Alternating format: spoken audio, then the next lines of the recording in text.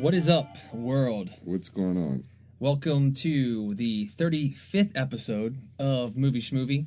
This is our podcast, film review, baby, child, offspring. We take good care of this thing. Try to, at least. Yeah. This is kind of a follow-up episode. We talked a little bit about, in episode 34, mainly about the Avengers, but we did tag it a little bit, talking about the Maryland Film Festival, which was this past weekend here in Baltimore City.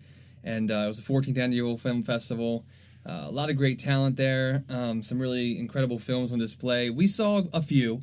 Not as many as we had liked to see. Which sucks, but... and one of the films that we really wanted to see, which was Dark Horse, we were unable to get into because of it basically selling out and being on a wait list immediately. Yeah. And, because we're not like the cream of the crop in the press world, Not yet, at least. We just don't get any kind of special treatment yet. We will. We will. We will. Anyway... We did still make the best of the weekend. Make the best of the weekend, and did see a couple interesting films. We're going to talk about a couple of them, and during this episode, our reactions to them, a little bit of background, what the plans are for these films post-festival, and tell you guys about them. We're going to talk about 3 films in specific, I think, which are basically VHS, Save the Date, and the film Jeff. And we're going to kick it off because this was probably the one that I feel like you and I were both most anticipating. Oh, yeah, definitely. It was VHS. VHS. It's a, what do you call this? It's a horror anthology. A horror anthology. Yeah. Think Tales from the Crypt. Right. And this basically takes place, what time period is this? It's not super clear. I mean, you see some of the technology that's present. It's got to be... at least in the 2000s, it doesn't, we don't see a exact time. I think some of the video footage, you see dates flash, but there's not consistency because you don't know how old some of that footage is. Right. So a band of hooligans are sent to a house. Yeah, hooligans. Hooligans. And so they go to this house and they are commissioned to find, was it a single tape or was supposed to be finding a single tape. A film, a VHS tape. And as they go in, they quickly find out that there are multiple tapes, and they start watching them. And this is the anthology that kind of takes place. Now, to make this even more interesting, this is a collective sort of work. There are 5 directors that did this. One of them, David Bruckner. Glenn Quaid. Nick Quaid. I'm sorry, I missed the Mick. Radio Silence. Ty West. And Joe Swanberg. Yeah, and Adam Wingard as well. Adam Wingard. So Adam Wingard did the wraparounds. Yeah, so basically the idea is that, kind of, if you remember films like Creepshow, I don't know, I think a Creepshow from the 80s, as a kid watching that, there's basically a wraparound element, which is, like Ronald said, is about these hooligans that have been commissioned. I like that word. It's a good word. It is a good word. I'm gonna use it throughout the whole podcast. Good. To find this VHS tape, they're trying to make money. These are jerks. These are guys that you would see on an episode of Jackass. Probably the film starts off with them doing shit like that, right. And they're making pennies and dimes, shooting upskirt stuff, and basically assaulting women in public, and taking their tops off. And one of them says, "Hey, I got this big score. We're gonna find this tape. All we gotta do is go in this old man, his house. Whatever, easy money." And that's our wraparound. So we get to that point with them, and at that stage in the film, we see that there's not just one VHS here. And in their search for the VHS, the members of this group, they're kind of basically viewing films that they find in a room, where there's stacks of televisions, there's stacks of tapes, and an old man dead in the room. Dead, just sitting in a chair. I don't know how long he's been there, but, that's kind of where we're at. And that's what gets us to where we're seeing the anthology piece of it, which are, the 4 or 5 little films that take place, by the directors that Ronald mentioned. Something to keep in mind, though. A lot of these directors are kind of very well known in the horror world, especially the independent horror world. Guys like Glenn McQuaid did I Sell the Dead. Ty West is pretty popular for films like Innkeepers and House of the Devil. Cabin Fever 2. Cabin Fever 2. And even Adam Wingard, he's got a big film coming out called You're Next, which was a big hit at the festival circuit this past year that I think Lionsgate is putting out. Yeah. It's supposed to be incredible. But the idea is that somebody who decided, hey, and that somebody actually is Brad Miska from Buddy Disgusting, the news site, like the horror movie news site. He basically, this is his idea, like he produced and put the film out. Hey, let's get all these great filmmakers together and make these little standalone films. And it's like, oh, well, how do we get them films together in one film? And it's like, oh, let's have this wraparound. And that's kind of how we get to it. And I mean, the content of each film is, it's very different from one another. I mean, they're all obviously horror related, thriller related. Right. All kind of give you some sorts of dread, which, that's the hard thing to do with a good horror film is to produce pure dread, as opposed to just having like things jump out and scare you. It's like what you're waiting for is what's scarier than what you already see or know. Right. And I guess the 5 different films do it, on different levels. Successful here, unsuccessful there. But I don't know. What did you think? I know you have some strong feelings about this. Right, so let's just air that out right now. So one of the things that is going to strike you immediately when you see this movie is that the name of the movie is VHS, but some of the shorts have strange things in them, like Skype conversations, which obviously isn't a VHS sort of thing.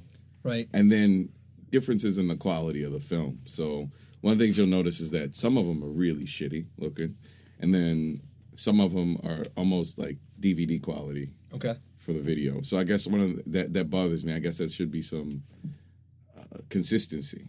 I mean, I know that there's differences in quality for VHS camera to VHS camera, but obviously it isn't going to be that good a quality.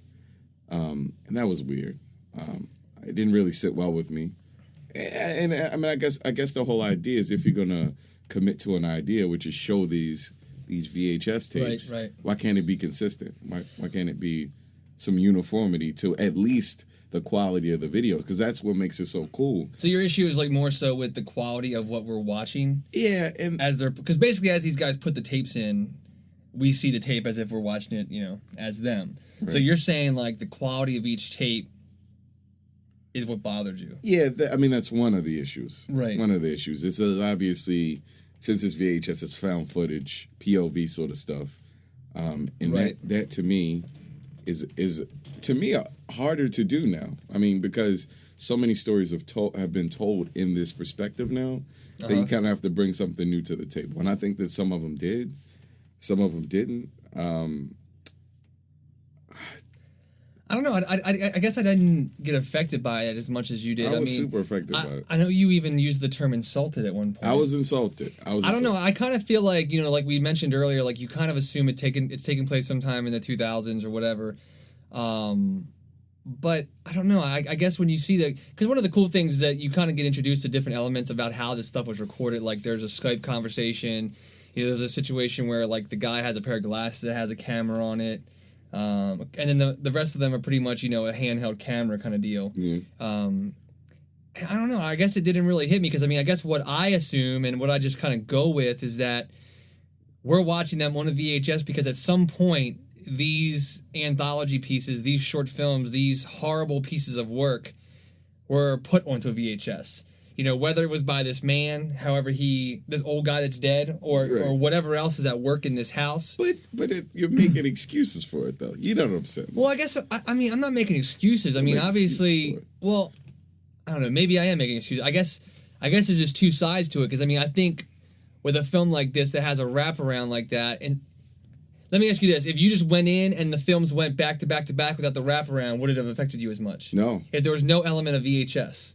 No, it wouldn't have. Right, okay, so that's kind of what I'm getting at, is that you're more so affected by the format that they're watching and the film's title. And it was presented that way. Like, it's found footage on VHS tapes. So I assume that it was at least filmed on the VHS tapes that they like the old school tapes. Yeah. So it's a little strange. I definitely, it's a valid concern. I think more than a couple, viewers are going to probably make a comment like that. Right. And then it just didn't, I don't know, it just didn't bother me. And then another thing that bothered me was like the constant nudity in it, man. Like, I'm a big fan of breasts. Of boobs, and boobs.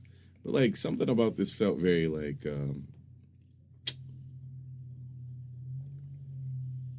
I don't know, man. Awkward silence. I don't want to use the word misogyny. It was red. The boobs got bigger too as the They got bigger and bigger, right? Which was important to me. If you're gonna show boobs, they may as well get bigger. But one of the things that bothered me was like this was a recurring thing. Like I think that it should have. I think that you can have scary, you can have really uncomfortable without having the constant disrespect of women.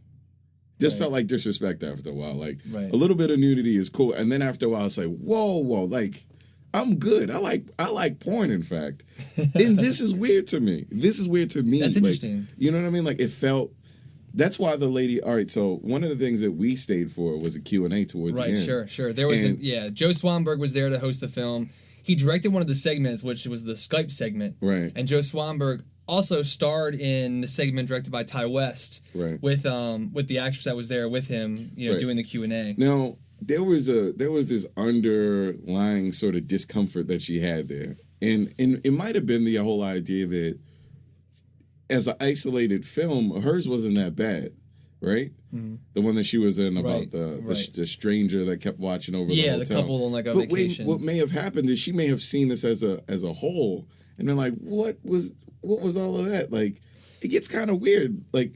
It was kind of awkward. Like she definitely kind of gave off a vibe that she wasn't satisfied with the film. Or right. Like the film. Because there was so much like it was like constant stuff. Like it was weird. Like it. I don't know. Like it, I think you can have scary and have uncomfortable without having potential rape. Right. Constant nudity. You know what I mean? It just was weird to me. Like I think we've gotten to a point now where nudity for the sake of nudity has become kind of almost on drawing a line in terms of like what's too disrespectful, what's too weird in terms of female nudity, what's too weird in terms of how often we're putting women in these positions in an hour and a half or 2 hour movie. Like fuck, like how I mean it's almost like torture porn. Almost like how much can you have before it becomes uncomfortable for the watcher? And I have the utmost respect for women, and it just became very uncomfortable for me. And I love titties.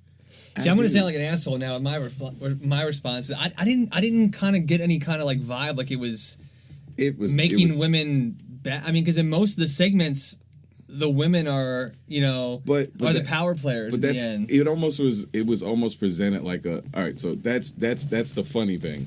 It's presented like that, but really at the heart of it, it's almost like a little kid was like, "We're gonna put boobies in it," and they're like, "Well, to make it not seem like boobies are that disrespectful, let's have them win at the end." Like you know what I mean? Like it's just kind of weird that it's kind of like the yin and yang, but it's the amount of nudity is so imbalanced that females winning at the end doesn't make up for the fact that it's so weird. Right. So like. I didn't get why she was so weird at first, but now I get it. Like it's not that cool to do that for so long in a movie. Like it was like every fucking movie was like titties. Well, I think there was actually only nudity in like 2 or 3 of them. But still, it was the wraparound. Yeah, the Skype conversation had nudity in it. The hotel had nudity in it. The guy was trying to get the woman to take her breasts out in the hotel. It was like, come on. Like, it was weird. Okay. Boobs aside. I mean, I can see where you're coming with it. I didn't really I guess, I don't know. I think I feel like the important thing with this film is context. Like, I don't know. Like, I think that, like, you're looking at independent horror filmmakers. Like, if you look at any independent horror film, like, nudity is all over the place because it's not a mainstream film. Right. And they can do that. And, like, that's what the audience wants. Totally. And, like, the primary demo that watches these films, that's what they want. That's what sells tickets. That's what gets distribution. That's what makes these filmmakers successful. But so that's why it's there. It's there, but here's my big thing. The quality of the entire thing as a whole, I think that there's a really big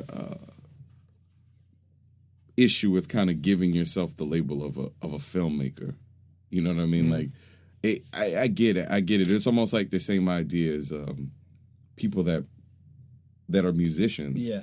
The fact that you can get this equipment and make things doesn't necessarily mean that what's happened essentially is that because you can just give someone a camera and have them make something. The quality of things as a whole, indie distribution has become, they feed off of this percentage of filmmakers that make really questionable quality things. Like, it's just like, kind of on the half. Like, I'm not saying all this stuff is like that, but I feel like there's a lot that could have been cut out of this movie. Like, there's a half an hour to 40 minutes of this entire movie that could have been cut out. Now, the whole idea of it being VHS is absolutely incredible, but it could have seen 40 minutes slashed out of this movie, and it would have made it a leaner movie, which in turn would have made it more acceptable for me to kind of see these tapes and then not feel like forever.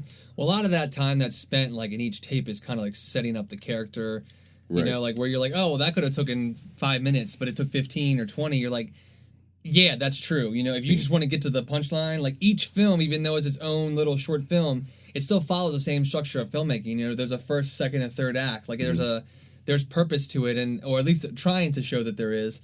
I mean, I think that's there for a reason. I mean, I don't know. I guess we're kind of just seeing it very differently. I mean, I think in terms of some of the anthology pieces, I think the strongest ones, personally, and this, I don't know, you can throw yours out there, were probably the first and the last. The first one was called Amateur's Night. That's the one that's in the hotel, the three guys. The one guy has the glasses with the camera. I like that one. I think that's probably the best one of the film. Only because it's because of its pacing. I think there was an issue with that. Like, there wasn't slow builds. Like, you know, it didn't feel like you needed to cut a ton of that out. There was humor in it. There was a little nudity in it. There was dread in it. Like, something bad was happening with this character, the girl that these guys meet. And I think it was done really well, and it ends on a strong note.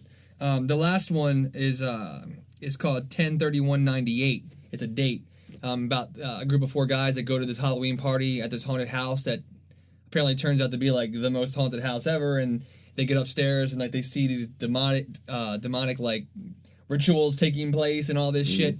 And it's just really cool. It moves so fast, like the wheels are off on that one. Right. Like you literally go right into it, and like you're at the end of it, and you're like, what the hell just happened? But it's a fun ride. It is a fun ride. On a shoestring budget. That one has some really impressive special effects as well. Very, very. And I never even heard of these guys, Radio Silence. They're the guys that directed the last one. They're apparently these filmmakers based out of L.A. that are. I think they got popular with something having to do with like YouTube. I think they made like a bunch of YouTube videos that are really, really highly watched on the site.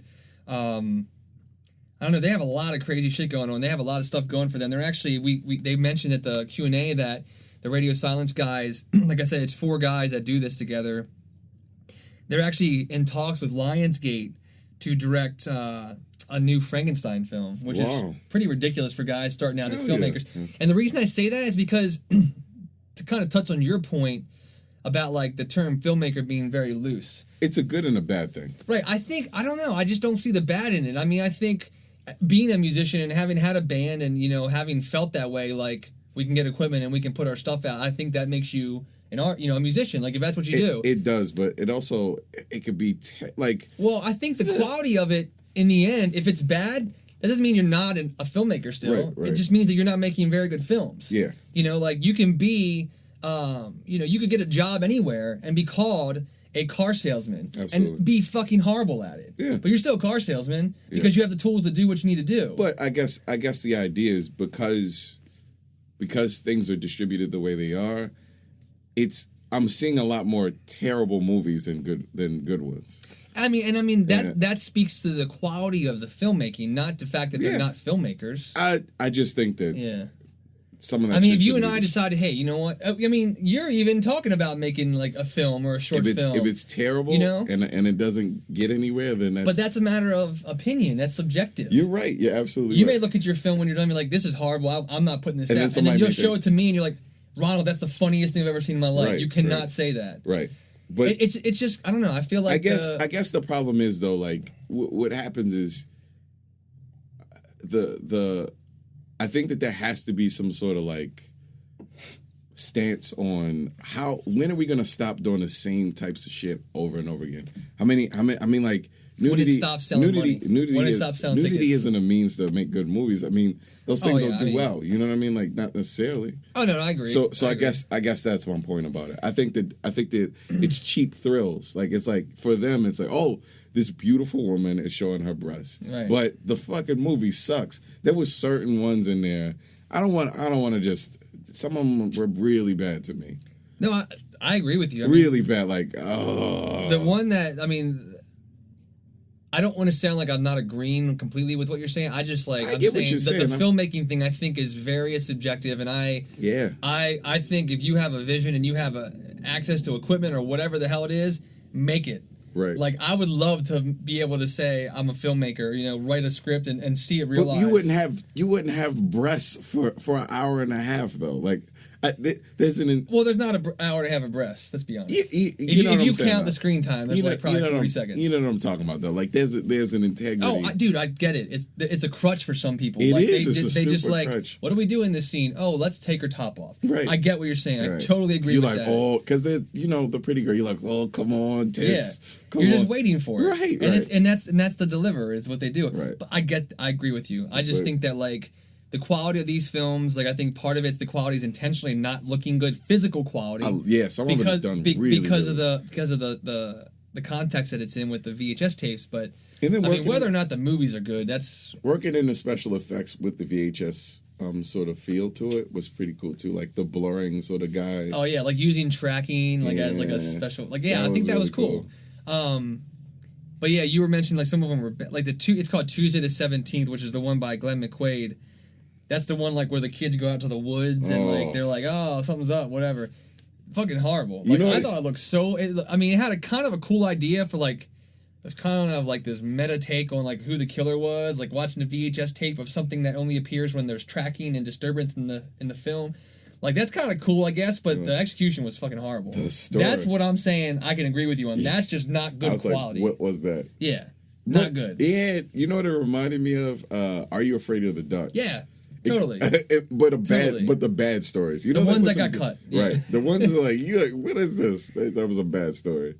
So yeah, no, I totally agree with you. I mean, I guess my whole thing is a lot of people that we went to this film with, like every one of our friends pretty much hated it, or that I was able to talk to. Only one of them besides me liked it. I mean, I liked the idea of the film. I liked most of the shorts. A lot of people have issue with the wraparound. I think the wraparound is actually really weak. It is very weak. That was directed by Adam Wingard, and I don't know. I think it's a cool idea, not great execution. The film has a lot of buzz going for it. It got picked up by Magnolia. It's coming out on video on demand in August, and then it comes out. Coming out. What's up? There's a second one coming out. Yeah, and they're already talking about a sequel. I mean, the movie's already been like, it's got enough buzz that it said this is successful. It's made. They made it for nothing. Right. Like, look at it, and you can tell they made it for nothing. You know, it was the horror darling of Sundance, so South by Southwest. Pretty much everywhere it's been. The screening that we went to was fairly packed. It was a really big theater, though, at 11 o'clock on a Saturday night. Yeah. But, it's coming out in theaters on October 5th. Like, that's my birthday. Like, the perfect time to put a horror movie out. If it makes anything, it's a huge success. Yeah. I think that it's... The cool part about it, the thing it really has going for it, is the fact that it looks so gritty. That always appeals to people. I mean, I know this is like a weird comparison, but it almost reminds me of sort of like when things were presented like, why am I relating this to porn? But like the whole idea of like, oh, this is on a bus, this is real, these are real people. I think that because it's presented like that, I think that it will it'll get people. It grabs people. Just the idea that you're watching something horrific, something very strange, and it feels like something that you weren't necessarily supposed to see is going to lend itself to a lot of... it's going to be popular because of that. Now, did I hate this movie? Absolutely not. And I think, actually, the second one's probably going to be better than this one. I think because it has the tone's been set, the format's been set, and I think that the next one's going to be more ambitious. Sure. Have more, commit more to the format. I think the wraparound could be better, Yeah, the wraparound is, I mean, admittedly, it's pretty weak. I mean, especially, I'm not to ruin anything, but like especially where it goes towards the end of the film and like, how it's kind of resolved. It's kind of, nothing special at all in my opinion. But I mean, so you know something else I pull out of this film? Like, I don't know, this is sort of related. right. I think we mentioned the Innkeepers before. I don't understand. Like, I don't get the love for Ty West. Like, I don't know. I don't know if maybe I need to visit his films again. Right. Like, I did not like the Innkeepers that much. Man, people went kind of crazy when his name was mentioned. Yeah, like people like love him, and I mean, he's got such a following in that community. And I think it's his name, man. Ty West. It's pretty cool Such name. a cool ass name. Yeah, I mean, it's definitely a cool name. I liked House of the Devil. I mean, like, that was a movie that was built up like crazy for me, and it definitely let me down. But I still liked it a little bit. Right. But I don't know, like, his pacing is so slow and deliberate, like, it kind of just goes nowhere in some cases. But I don't know, he's like the darling. Like, everybody was going crazy when they mentioned him. Yeah, it was weird. And his short in the film is not. It's got a cool reveal at the end. I like the third act of it, but you know that's the one that you're referring to. That's really slow. Yeah, it really is slow as hell. But I don't know, VHS. I mean, it was a pretty cool screen to go to. Q&As are always a blast. Again, it's coming out video on demand August, October on in theaters, and we're gonna start our little system where we talk about films. We're gonna go with a yes, no, maybe so in terms of rating them. Right. So I'd give it a yes. What would you go with? Maybe so. Okay. Maybe so. The next film that we're going to move on to is a movie called Save the Date. It's a film that we both were able to see at the festival. Directed by a young filmmaker named Michael Mohan, who actually I saw a film of his last year at the festival called X-Sex, a short film. That was pretty cool. And this is kind of... this movie's pretty fucking big. I mean, like, when I'm reading this film, I mean, like, when I'm seeing it, it looks physically, you know, like, great. Cast is amazing. Cast is beautiful. The film looks really nice. This is the film that, like, we talk about quality, both quality in terms of the aesthetic of the film and also of the filmmaking. This is a big step up from what we're talking about in terms of VHS. It is on both levels. Basically, Save the Date stars Alison Brie, Lizzie Kaplan. Most people know Lizzie Kaplan from, like, Party Down. She had a little role in True Blood. Yeah. Alison Brie's from Community, of course. She's had a couple episodes of Mad Men. We also have Martin Starr from Freaks and Geeks, also in Party Down. Jeffrey Arend, who, I don't know, most people probably know him from 500 Days of Summer. Yeah, Mark Webber. I mean, a really, really cool cast. And basically, you know, it's a romantic comedy drama about relationships, planning for them. Yeah. You know, you hope for the worst. No, hope for the best, plan for the worst kind of mentality. Yeah. And in every case in this film, it pretty much touches on both highs and lows. Oh, yeah. So it revolves around two sisters, Beth and Sarah. Alison Brie is Beth, Lizzie Kaplan, Sarah. Beth's character is kind of heading towards commitment, marriage, all this stuff, whereas Sarah is kind of on the fence about commitment and relationships. And there's a big development at the beginning of the film where I guess we can say it. Somebody, her boyfriend, played by Jeffrey Arend, he is... This is Lizzie Kaplan's boyfriend. Lizzie Kaplan's boyfriend in a band. He proposes to her mid-performance, right? And she just runs away from it. And I guess it's at that point that she realizes that she doesn't necessarily want to be with this guy. She's not sure how she feels about the commitment. And so they break up, and it kind of takes place from there. And it's about the heartache, some of the feelings that you feel when you know that person's not the one, and you're not sure.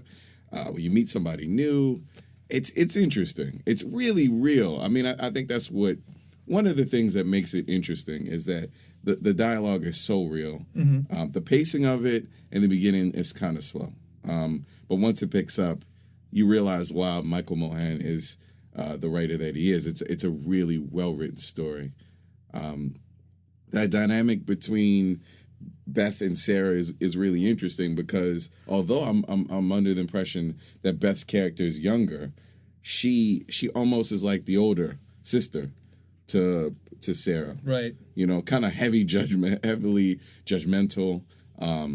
She knows what she wants out of life, and Sarah is a starving artist that kind of wants to find her way in the world, and it's about just how things develop between them. Now, Kevin, played by Jeffrey Arend, and Martin Starr's character are in a band together. They're close, and it's interesting to see how different they go in terms of their directions. Kind of suffering. It's interesting how a broken relationship can affect everybody in a circle of friends. Well, that's I think that's the biggest takeaway from the film is that, you have these two sisters that are so close. They're best friends, for the most part. And you have one that's very sure of what they want in life, and one that's maybe not so sure, and, questioning a lot and very uncertain. And, you see the move on one part, which was Sarah deciding to say no. I mean, you also see that she was even apprehensive about moving in with Kevin. But when she does say no, and, it's really interesting to see how it affects. I mean, honestly, having gone through that, like in a situation where, like, you have a girlfriend that you're with for a long time, you break up, how it affects the group of friends, where the ties are cut, how it's awkward, when you have those mutual friends or when you see each other publicly still. And it touches on a lot of that, which is kind of cool. And even Alison Brie and Martin Starr's character, Andrew, like, they're the ones that are, they're engaged, they live together, they're so sure of what they want. They are affected in a way by this breakup and by how, in a whirl Sarah is, that it kind of starts to make them question what they're doing, they kind of are in like this autopilot thing where they're just like, oh yeah, we're married, we love each, or we're engaged, we love each other, we live together, we finish each other's sentences, I always bring you coffee, and we're happy. Yeah. And then you're like, wait, are we happy? Because, I'm concerned with this now, and, we're talking about you not being interested in helping me plan. It's kind of cool, because, I mean, like, not most romantic comedies talk a lot about our two leads, and I think it's kind of cool with this film. We have a lead, and I think that's really following Sarah's journey, Lizzie Kaplan. But I mean, there's a lot of minor characters, I guess you would call, that get a lot of screen time, and you get to see a lot of their relationships too. Even we even get a glimpse of Beth and Sarah's parents and like what they have going on, and things like that. But it's kind of cool. I really liked that about the film, is the fact that it touched on like the whole world that was affected. Even this little microcosm of these little group of friends, and how it touches everybody. And then, into the picture comes Mark Webber's character, Jonathan, and, he's just like the nicest guy ever. Like, he's smart, he's a good-looking dude, he's charming, he's, and he's loved this girl. Like, from the moment he saw knows her. He goes to too. her bookstore to buy books, even though there's a university bookstore where he goes to school, because he just thinks she's amazing. And, they meet by chance at the night that, that Kevin proposes and is unfortunately denied, and he doesn't really even look at it as an opportunity. Like, he's just still that nice guy, respectful, and like when he finally sees her and they start chatting, he's still like, is it okay that we're talking like this? Are you okay? Like, he's just a really good guy. Yeah. And you find out that he's been through bad things before, like he had a divorce, and he just is a person that is just very, very open, very honest, very caring, and I loved his character. I mean, really, I loved him too. Like, and it's kind of cool because Mark Webber a lot of times he's kind of like, he's been in some heavy films, right. And it's kind of cool to see him being like, kind of smiling all the time, making women swoon and all this shit. I think it was really well done. I think the one thing that's also very cool is love is sloppy and weird, and people have baggage, and it doesn't always happen the way you see it on TV. Like, you meet somebody, and a lot of the times I have a theory about relationships. Normally when you meet somebody, they're either going in something or coming out of something.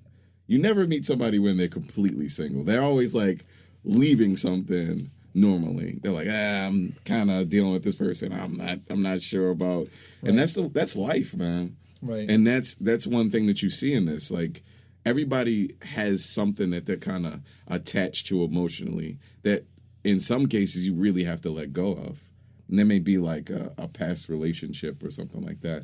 And once you look towards the future, look towards the idea of love, I mean, some good things can come out of it, no matter how sloppy they are. Yeah, I mean, there's a lot of really good themes in the movie. I mean, I don't know, it's some of the things that just didn't, I don't know, I was telling you, like, I had a lot of trouble, like, just liking Lizzie Kaplan's character. Yeah, liking it's Beth or no, Sarah. Yeah. Which one is Lizzie Kaplan? I can't remember. It is Sarah. Sarah, right? Sarah's character. I don't know. Like, I feel like her roller coaster about what she wants, what she doesn't want, what she wants, what she doesn't want. Like, and I know that's how life is. It's very real. That's how women are. I know. Like, we all know this. Even guys are like that. You know, 1 minute you want a Snickers bar, 1 minute you want to. Enjoy it. I don't know. She did it on everybody's time, which was weird to me. That's what bothered me about it, is that like everyone was there for her, and I had a lot of time in the film where I was like, do I really even care that she's happy? Right. I liked the character so much. Like, even even Jeffrey Aaron's character, like, he was a nice guy. Like, he still, he was a nice guy, too. You know, we talk about Mark Webber, but she's been blessed with 2 really nice guys. And, like, I just feel like she's so confused with what she wants. And maybe she has that journey for the film, and by the end of the film, she has a little bit of clarity, I guess. But, I don't know, there were definitely times where, like, you know, just the levity that I was hoping to find in that character didn't really shine through. And, you know, I was like, man, I don't really even want him to end up with her. Yeah. You know, or I don't even really care what happens to her. I care more about what's happening with Beth and, you know, her boy or her fiance. She did something that I really don't like that happens in real life. She had to villainize her ex in order to feel like it was worth breaking up for. You know what I mean? Like, I feel like that's a weird thing when people do that. Like, because they messed up, they're like, well, they kind of villainize the ex to make it seem like, you know, it was justified that they did all the horrible things that they did, and that was strange. It really, I mean, I had actually quite an issue with that. Like, I don't know, you really want to try to get behind somebody, and you really want to try to, like, right, you know, root for them, I guess, but I don't know, I had issue with that throughout the film. I think the other characters were really well written. I mean, most people were likable yet flawed. And I like that everybody had their own little flaws. Yeah. I don't know, just some issue with her. I don't know. The filmmaker actually, he had a really good Q&A. I asked him during the Q&A about the cast. I mean, how the hell he came up with such an amazing cast. Right. You know, this is like one of his first full-length features. I think he maybe made one more, but I mean, it's all about who you know. I mean, pretty much the short of it was like somebody that he worked with on X-Sex knew somebody who knew somebody who got Lizzie Kaplan involved, because he said he's watching Party Down at Home one night, and he's like, you know what, she needs to be Sarah. Right. And it happened. And then she's like, I need to have Mark, and he's like, I need to have Mark Webber in this movie, but I don't know if Lizzie's going to want to be in it, because, like, you know, they have sex, and it might be awkward, whatever. And she's like, she comes in for the reading, and she suggests Mark Webber to him. So it was like a perfect storm of everything's wrong. I'm like, dude, that's incredible that, like, this cast came together on such a shoestring budget. I mean, these are, like, up-and-coming people. And not only that, Martin Starr and Jeffrey Aaron, who are normally in roles that are just, like, straight-up comedy, goofball, funny guys, they get a lot of nice scenes to chew in this film. They I mean, do, like, man. Martin Starr is really good in this movie. Yeah. When he gets serious, when he's really coming to terms with what he wants to do with this engagement. Really solid performances by both of them. Definitely. You know, guys that normally you just kind of look at and laugh, both because they look kind of goofy and they are pretty hilarious. Yeah. But say the date, he also mentioned, the filmmaker, that they did have a deal for distribution. They haven't announced who it was yet. It should be announced actually maybe even by the time this podcast hits the web. But sometime this week, he said it was going to be publicly announced through a press release. So I'm sure you may have a chance to see it in theaters soon. Pretty cool film. I did like it. I had some issues with the lead. Yeah, I got you. But I'm going to go ahead and say yes to see it. Yes. Yeah, thought it was good. Not Not the best romantic comedy I've ever seen in my life, but it was definitely. But it was solid. different. It was different. And I think he's going to get better and better and better. Sure. You know what I mean? So. Now, the last film that I'm going to mention, you didn't have a chance to come with me to see, and I unfortunately. really wanted to. And this is a film that, like, to be honest, I remember seeing this film, like, months ago. I'm always on that site, Kickstarter. I don't know if you guys have ever heard of it. Basically, it's a crowdsourcing, like, for funding ideas.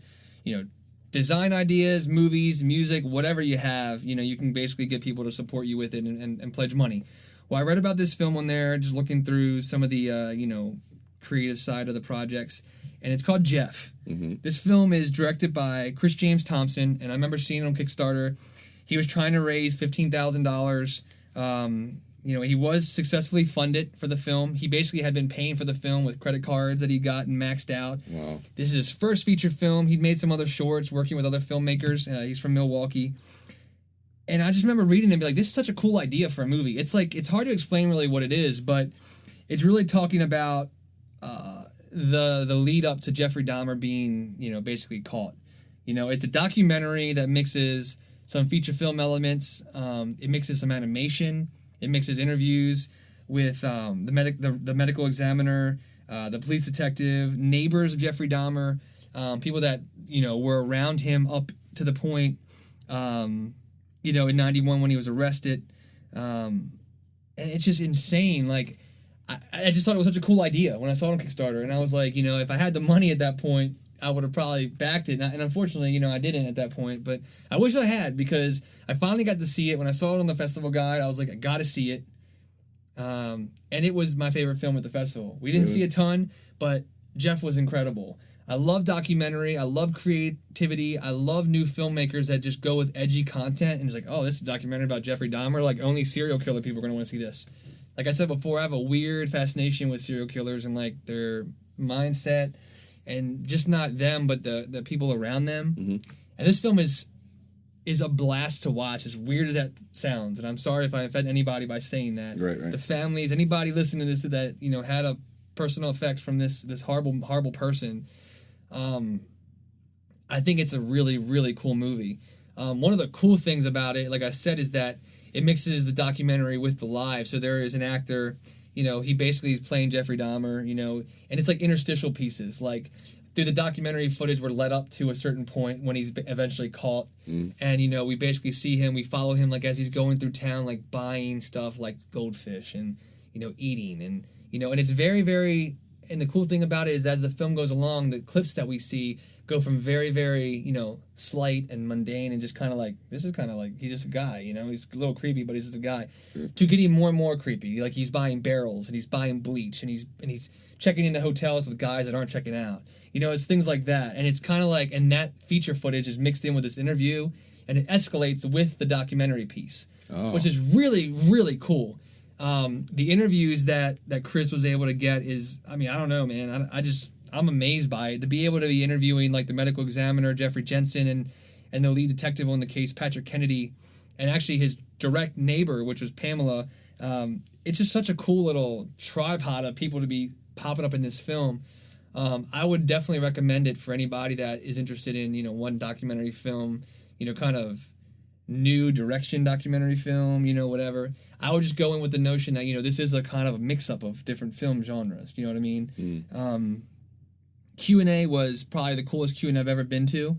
The filmmaker was there, Chris James Thompson, as well as the actual lead police detective, Patrick Kennedy.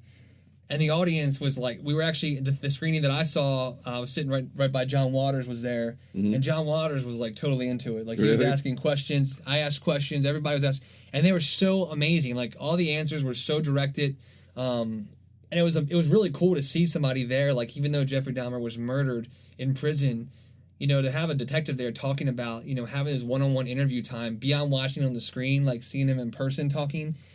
It was incredible, you know, to witness that. You know, just to see the diligence that went into making the film from somebody that literally was getting credit card after credit card after credit card. We talked about filmmakers earlier in the podcast. Yeah. That is what I'm talking about. This film is quality. They're currently looking for distribution. I was talking to Chris after the screening. You know, he's had some sales reps trying to get distribution, whether it's on TV or in theaters. I don't know that I see this film making it to theaters, really. It's probably going to be something that's on TV or, you know, through digital distribution or whatnot. It'd be cool if, like, HBO picked it up. Something like that. I can seems see like that. an HBO I can see something like that happening. Yeah. But such a cool guy. I wish nothing but the best for that filmmaker. I mean, he's so humble, and I mean, granted, nobody knows you yet, and who's to say if he gets famous if he's going to be humble? But I mean, just the nicest guy, and you know, to talk about him just talking about all the homework that went into it was amazing, and then thinking about watching that Kickstarter video where he's basically begging for money, you know, and to see that it got funded and he was able to make it and it's making the rounds at the festivals that's amazing to me. Yeah, to see the process. A guy that got his hand on a camera and some credit cards makes a film that's at film festivals and it ends up on HBO. Yeah. You know, would you, and this is really random, what do you think about Jeffrey Dahmer after you saw the movie? It's weird. Like, you know, there's definitely... You walk out of the film almost for an instant feeling like, you know, you don't want to judge him, you know, like you even through the Q&A, like the detective talked about how he didn't really judge him. The detective is admittedly like kind of like a religious man. And he was saying like, you know, Jeffrey Dahmer was a Lutheran. So a lot of their conversations, him being Catholic and Jeffrey being Lutheran, they had a lot of conversation about religion and, you know, about, you know, how he walked away from it, not really judging him for the crimes that he'd done. You know, like he obviously had a lot of things wrong with him, a lot of family stuff from the past and just mental issues, but I don't know. I mean, I still think about the situation and you know, it's 17 people, you know, were murdered. And not just murdered, but like, you know, eaten, cannibalism, you know, putting them in barrels with acids that, you know, melt their, I mean, it's just insane. It's a monster. I mean, he was a monster. Yeah. I mean, I still believe that, but the way the film is laid out is a really cool journey because you start at point A where it's kind of like He's just a guy on a bus buying a goldfish, you know, and seeing the creation of and the execution of these horrible things. And like I said earlier, the thing that really take away from this film is it's not just about him. There's been tons of documentaries about Jeffrey Dahmer, about serial killers. There's been feature films about Jeffrey Dahmer, like shitty horror films about him that are just stupid fiction novels. I mean, feature films that are all fiction, just based around his name. Mm-hmm. But the cool thing about this movie is that it talks a lot about his effect on his community. You know, the people that he lived in. He lived in a very, very low income, heavily African American neighborhood. You know, that in Milwaukee, that, you know, everyone, you know, the Pamela, the woman that his neighbor is like, what's the white guy doing living here? You know, he lived there because he worked. It was so close to where he worked. You know, he's a pretty practical person when it came to that. And seeing those pieces of his life and like how his relationships were with his neighbors, and I don't know, it's a really kind of interesting way to watch it. You know, to see, you know, to see the effect it had on the police department. You know, on the government in Milwaukee, on the politicians. You know, things like, it's cool, man. It's just a really interesting take. It's a short film. It's you know, it's I think maybe 90 minutes or something like that. A nice blend of different types of filmmaking. I think Chris has a lot of talent. I mean, I hope things... I know I sound super subjective here because I got to meet him and talk to him, but I mean, the dude... I mean, I just, you know, you meet some people and you're just like, I hope things work out for that guy. I mean, and to be so passionate about something that most people are like, that's fucking weird, dude. Like, maybe he's a little weird. I don't know. Maybe I'm weird. Maybe a lot of people that are interested in these kinds of things are weird, but it's studying, you know, society. And I mean, and when you think about society, you think about the best of people and the worst of people, and this is probably one of the worst. Yeah. And, you know, to look about how things affected him and his neighbors and his friends, and it's kind of cool. I mean, it's a good watch. Sounds interesting. That's a big yes on my scale. I want to see it. So yeah, you definitely need to check it out. I wish you could have come with me to see it. Those are basically the films we saw at the festival. We didn't really get as deep into it as we thought we would. We're going to check out some more stuff that we got some access to for like screeners and things like that. Yeah. And maybe mention them on some later podcasts. But like we said, VHS does have distribution through Magnolia. It's going to be on video on demand at the end of August and on in select theaters in October. Save the Date does have distribution. I would check the film's official site for more updates on that. Yeah. And Jeff is currently looking for distribution, whether it's in theaters or on TV. I would imagine it'd probably be on television. But either way, definitely keep your eye out for Jeff. Really, really nice documentary film. Definitely worth checking out. What else you got? Anything? Did you want to throw out there anything? Yeah, I saw a documentary called Shut Up, Little Man. Mm-hmm. It's basically about two neighbors. So two kids moved into a neighborhood with in LA. Was it LA? Really, really, really not poor neighborhood, but terrible apartment. And while they were there, they basically discovered that they had neighbors that argued every day without fail, all day. So they were really afraid of it at first because it was like, shut up, I'll kill you, blah, blah, blah. But then they decided to tape it. And what they gathered was hundreds of hours of these guys arguing. And they wound up distributing these tapes called Shut Up, Little Man that had bits and pieces of their arguments that blossomed into CD distribution. Money was made. Plays were made out of it. Puppet shows were made out of it. And it became a huge underground thing that kind of spread throughout the United States. It made it to the Rolling Stone magazines. It made it to, like, it's mentioned on Pitchfork every once in a while. Wow. It made it really far out. And this is before social media was a huge thing. It was like early 90s is when it started to kind of hit. But it's a really cool documentary. It's now on Netflix. I think it's gonna be in some theaters pretty soon. It's Tribeca is distributing these films throughout a couple indie movie theaters. So I think it's worth checking out. Shut Up, Little Man is on Netflix now. So I'll definitely check it out. Yeah, sounds cool. It's insane. Yeah, I can only imagine. So the weird part about it too is that one is a homosexual male, right? And then the other hates him, right? And always calls him a fag. And yeah, you're gonna die. So homosexual and homophobic. Yes, and as you listen to the story, you find out that it's a little more to the story than that. But their arguments are incredible. Like, they're not normal. It almost reminds me of my grandma and my granddad when they used to argue. They were like intense arguments. Legit. Things that you say about somebody that you can only know for 10 20 years. Sure. You know what I mean? So. Right on, man. All right, cool. Well, that's on Netflix? Netflix, yep. All right, cool. Now. Well, that's going to wrap up this episode. Like I said before, we're working on a new website. We should hopefully have that moving in the next couple weeks. Yeah, we're working on it. Knock on wood. As always, we have the iTunes, Mixcloud, Pinterest, again, still doing really well. If you have any questions, suggestions for different topics for the show, or any feedback for any of the films that we talked about in this episode, feel free to shoot us an email at movieschmovie@gmail.com. And otherwise, I'm good to go. And thank you guys for listening. And as always, you've made our day. Bye-bye. See you later.